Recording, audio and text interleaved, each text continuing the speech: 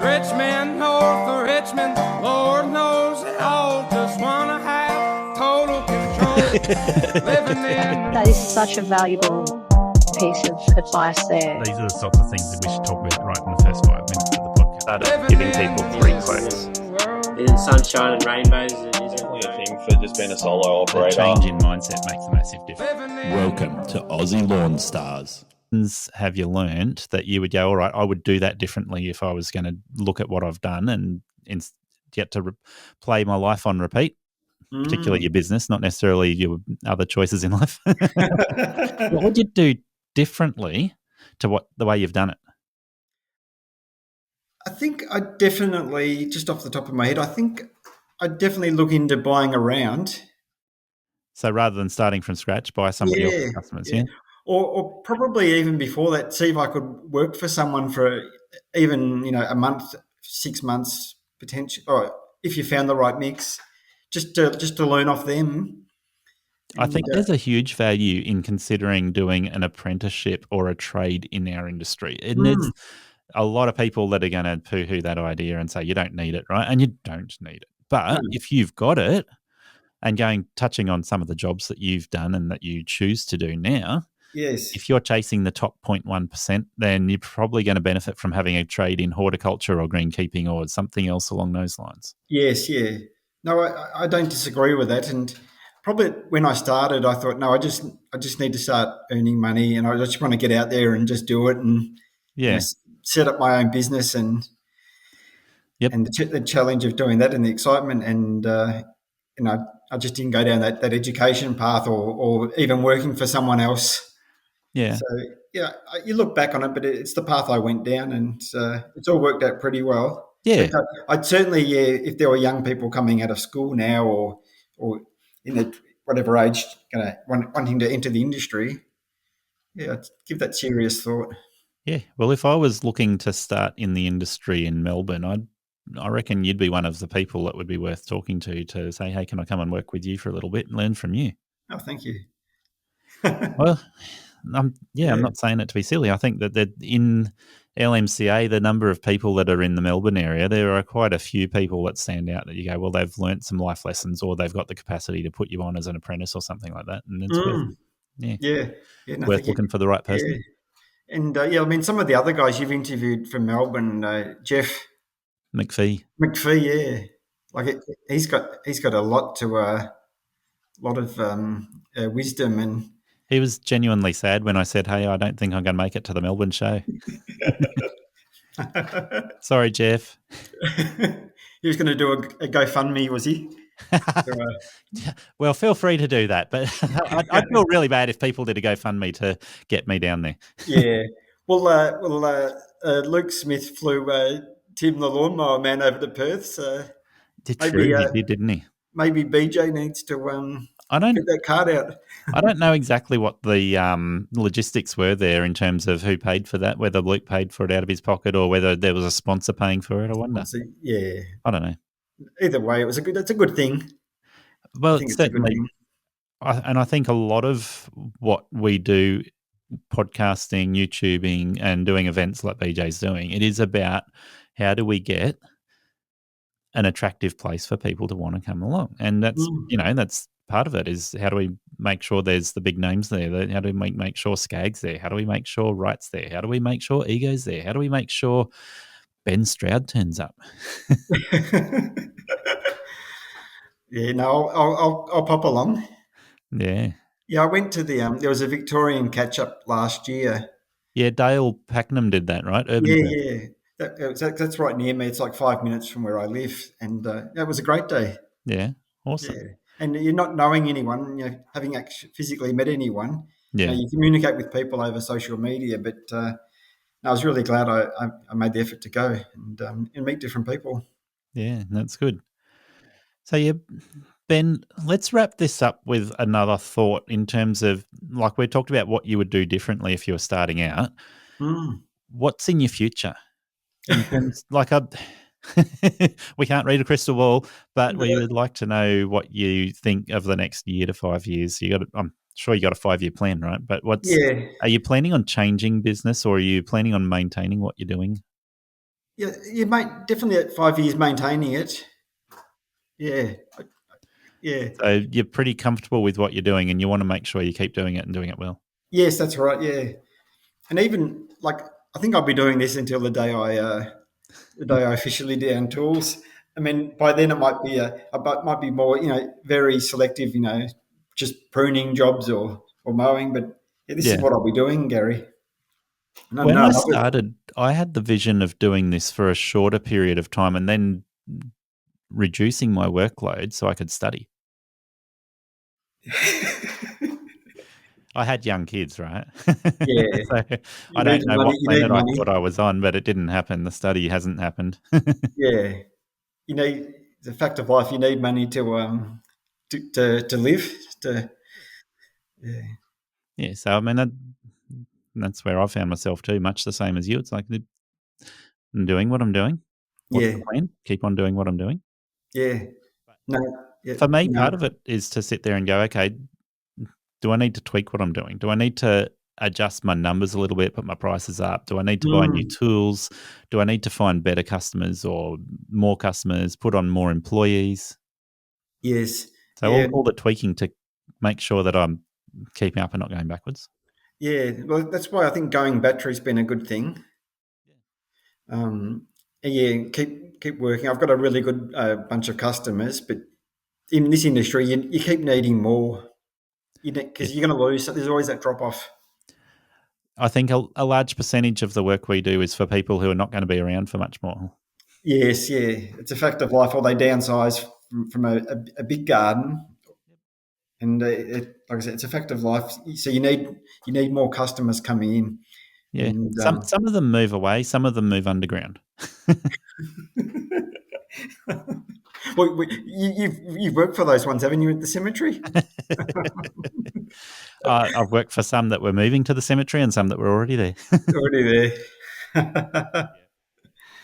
Yeah, Yeah. definitely. So yeah, No, it's definitely worth looking at who's going to be my next customer. Is word of yeah. mouth, or do I need to do some cold call marketing? Yeah, Yeah, that's why last year I set up the Google business listing. Start getting the reviews in, yeah, and I'm only sort of on the start of it, but I know there's a lot more you can do, and others have shown that there's more that you can do with it. And yeah. but yeah, that's it. You've got to have that Google business listing now. I found the Google business listing was best for people looking for me in the local suburb. So if they wanted to look for me in Lake Macquarie, Yes, if they searched key suburbs within 10 minutes from me, mine was the top of the list. yes, So it was the case for quite a while that I would get calls from people that were just looking for lawn mowing Corumbong, lawn mowing Lake Macquarie. Those calls would come to me. yes, So it's quite a handy way to get your name out there. for I think sure. it's a little bit more challenging these days because if I search for a particular suburb and mowing, chances are it'll come up with Jim's mowing, Fox mowing, or High Pages. We definitely stay away from the likes of the high pages type stuff. I get emails every now and then from High Pages. We got a request for a quote, and I'm like, no, no, Yeah, can't do that. yeah, and also another thing I'd suggest is the Instagram. Have an Instagram page just for your business, Now and that's an interesting one. yeah, and not just so you can say that you've got 1,000 followers or 3,000 followers. More about using it as like a gallery of your work. Yes. So a lot of people use Instagram as a way of social gathering. So, for instance, in our industry, your Instagram is a great way of sharing with other lawn mowing contractors. Yes, But exactly what you said there, you build a portfolio of your best work there, and if you're doing 80% lawn mowing and you want to get to 80% gardening, then you post a lot more gardening photos than lawn mowing photos, so that when yes, you show people your gallery or you're looking at new potential clients, they see a lot more gardening. yeah, and you do the before and after photos, or even if you forget to take a before photo, take an after photo or a during progress shots. Yep. And my phone's full of photos from the last few years. Yeah. They're not all good photos, or you think, no, I'm not quite, because I'm a bit fastidious about, I'm not quite happy with that photo. I'm not going to post it. And like someone was like, that photo's fine, but no, I'm not happy with it. And but yeah, I've got to sort through some of the photos. But yeah, take plenty of photos of your work. I found a really good hack there is to make it so that your Instagram feed is linked on your web page, so that when people are loading your website, they get a link to your, and it's not just a click on the Instagram link, it's that they actually see your Instagram feed there. Yes. I think mine, I haven't checked for a while, but mine has been linked in the past. Yeah, well, mine has been too. My website's defunct at the moment. I've been needing to sort that out, and get it back up to where it's meant to be. Yeah, I got mine about 6 years ago. Got a guy, and he did a good job, I think, but it definitely needs a makeover. Yep. And it's just a matter of doing it. When you're a sole trader, you're the marketing person. You're the yes. So your website needs a good renovation and aeration and defacing. Yeah. And I think that particularly bringing in my own photos of my own work, because pre the website, I never used to take photos. Yeah. So I was getting like stock photos. Oh yes. So and also the the inquiry page, because just to weed out who's really just tire kicking, and whether actually, if you really want me to come and have a look at your garden, you'll fill that inquiry form in with a few more relevant questions. Yeah, it is a good filtering tool, isn't it? Because you can design the form for that inquiry so that it eliminates people who are not in the right suburbs, eliminates people who are not willing to spend a minimum of $10,000. I'm kidding, but yeah, you're working too cheaply. I jokingly say, when people say, "What's your minimum price?" I say $50,000, but I'm not kidding. It's like, if it's less than $50,000, I don't do it. Yeah, I mean, you do contracts with commercial, aren't you? Yeah, so we're talking per year, not per minute. Yeah. Well, Ben, it's been great. 2 hours on the call with you. I've learned a lot about you. So, thanks, Gary. Yeah, appreciate having you in the dungeon, and it's been a good opportunity. I'm looking forward to sharing this interview with everyone else. Oh, fantastic, Gary! I hope someone gets something out of it. That's all good, and nice to meet you. Nice to meet you. Nice to. I've seen your face plenty of times, your voice, and you tricked me the other day, ringing me, and I didn't answer the phone the first 2 times. Sometimes you got to be persistent when you're trying to chase people. I've found that quite a few times. There's some people that it's not too hard to get, and then other people it's like, all right, how do I get them to answer their phone? No, I've loved doing it. I love the podcast when you're looking into all the different stories and around Australia and the gardeners, and and there's quite a few good other podcasts. I know you happily mention them. Yeah, definitely. There's a new one that started this week. So if anyone knows Martin Safidi from Mowing and Growing, Martin and Mitchell Tasker is the other guy. They've started a podcast together, Grassroots Podcast. So there's a new one to check out. Yeah, I've got about 4 or 5 gardening ones. Yeah, that I listen to at work. Yeah, nice. But I've got to remember to put my earbuds in at times, so not everyone's listening to your podcast. Well, not yours, but some other ones. Fair enough. Yeah, no, it's been great, Gary. Thanks very much. No worries at all. Thanks, Ben. Efficiency is the thing that rules a business and the decisions you make as a small business owner. Right Mowers give you the options in their product lineup to match efficiency with size, fuel usage, and the type of jobs you want to target, from catching to mulching or side discharge, from roadside verges to acreages, and manicured lawns to 6 feet tall and super long. I've been using the Right Stander I 42-inch with a Catch Pro for manicured areas, and the Stander ZK61 to maximise productivity for large open acreage mowing. If you need to replace your push mower, try the 32-inch Stander B. If you have more open access to residential properties, there's a 42 through to 48-inch option that suits you. And if you want to enter the acreage market, the 52, 61 and 72-inch machines have choices in engine size and model type to suit the work you want it to do. Right standards go the distance, saving you time and money season after season.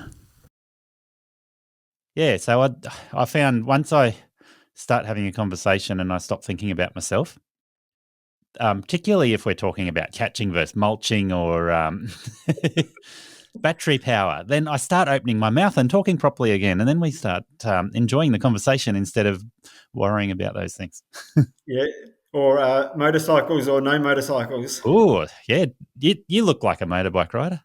No motorcycles. No Did have one as motorcycles. a What? kid. Did have one as a kid, but Yeah, okay. no, just a little Honda XR80. I dreamed of having an XR80 when I was a kid. Yeah. So that was the bike. Dad had said, we will get you an XR80. He got us a trike, if you remember the old Honda trike. Yeah. That's like a 70cc. I think they might have had a 90cc one as well. And then they went up to a 250. And they might have had the 2-stroke 250. Yeah. Sorry. We got the trike. We missed out on the XR80. But then I went to an XL 185. And we were living on a couple of acres, so we'd ride the motorbike around the backyard. It wasn't illegal on the road or anywhere else up the bush. Yes. It was in our own backyard. And this XL 185 should have had a decompression lever. But when you go to kick it, it would kick back so vicious it put a hole in my knee. We only had it for a couple of years, I think, from memory. It was a long time ago, but my older brother stacked it, so Mum sort of made sure that the motorcycle went. So, but it was good fun when we had it. Well, that Honda trike that Dad got us, the first ride that I had on it, I don't know if you've ever ridden a trike or not, or have any concept of them, but a Honda trike, and there's quite a few different brands, but these were the really popular ones. Everyone would have seen them around. When you turn, you've got to lean to the outside. Yes. So you lift the inside wheel and it turns, or you get the back wheel sliding. Okay. So either which way you can turn. If you try and turn the steering without doing that, the trolley thing goes straight ahead. So my first ride, I managed one turn, and then I was heading straight for an orange tree. And we had, on our 2.5 acres, we had probably about 2 acres of citrus and stone fruit and macadamias. And wow. I was heading straight for this orange tree and I couldn't steer away from it. And so I tried to put my foot down because I thought I was on a motorbike. And when you put your foot down on a trike, it goes under the back wheel. So I got my leg dragged under the back wheel and up against the exhaust on this thing on my first ride. So I was a little bit scared of them after that. Any major injuries? That exhaust burn lasted for probably 15, 20 years. So, but outside of the trike, I've had more injuries on mountain biking than motorbiking. Yes. Yeah, so it's all good fun. All getting older. Got to behave ourselves and take care.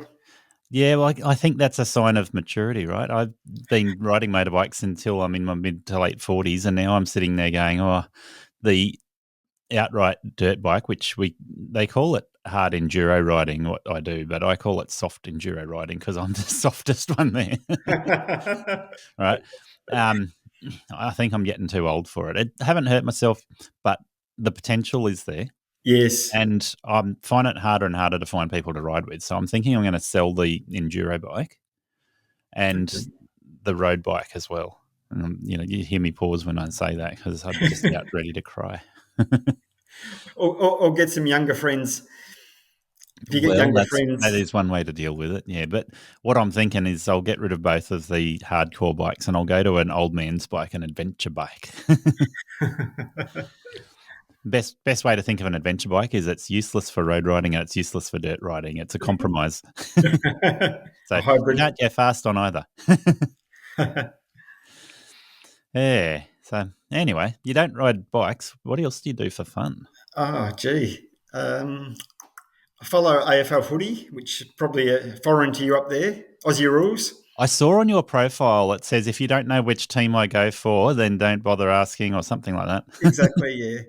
People who know me know who I follow. It's a pretty. My team, you either love them or you hate them. Well, call me ignorant because if I was going to follow footy, it'd be the NRL, not the AFL. Oh, okay. There's actually an NRL. There's the State of Origin in Melbourne in 2 weeks.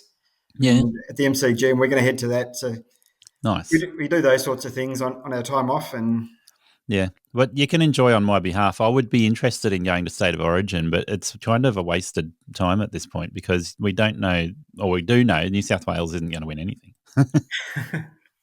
Well, I've got to choose which state to follow. I definitely don't support Queensland, so. Oh, okay. I think we'll probably lean towards Queensland just to stir our New South Wales friends. Good on you. But it's good fun. Good to go out and about. Yeah. Follow-on sport like that's always good. It's if you get into it. I know I've been to a couple of games. Back in the day, I used to follow the Knights. Okay. Newcastle. Joey Johns. Yeah. It was worth following when he was captain. I believe he was the one-man team. Well, he was often referred to as the one-man team, but he genuinely inspired the rest of the team to perform. And, yeah, when he left, it's just like the rest of them had no leader. Yeah. Sorry to whoever was the captain after Joey, but yeah. You need a strong leader to drag everyone along. Definitely. Inspire. Yeah. Definitely. Yeah, so AFL's your family game? It is, yeah. Brainwashed pretty early on, and but you've got AFL. I actually like going to nurseries and visiting gardens, like public gardens or private gardens are open for viewing. Yeah, and restaurants, that sort of thing. Catching up with friends. Nothing too exciting, too adventurous. Yeah, when I come down to Melbourne, we'll have to catch up, find a nice restaurant to have a chat and be good. Absolutely. I just saw earlier on the socials that you're not coming to Melbourne in July. Well, unless somebody pulls some strings and not dropping any names. No, seriously, I would have come down, but because I'm getting back from my Cape trip, I had a guess the 24th of July. It's just too close. Yeah, you can't do everything, can you? Well, I'm missing out on the Brisbane one, miss out on the Melbourne one. I'm planning on attending the Sydney one. Yeah, that's fair enough. It's your local one. Yeah. Relatively local. Thank you for listening to Aussie Lawn Stars. Please remember to rate and review the show on the Apple Podcasts app or the player you use. Exciting new shows are released every Monday. Make sure you follow or subscribe to hear the next episode.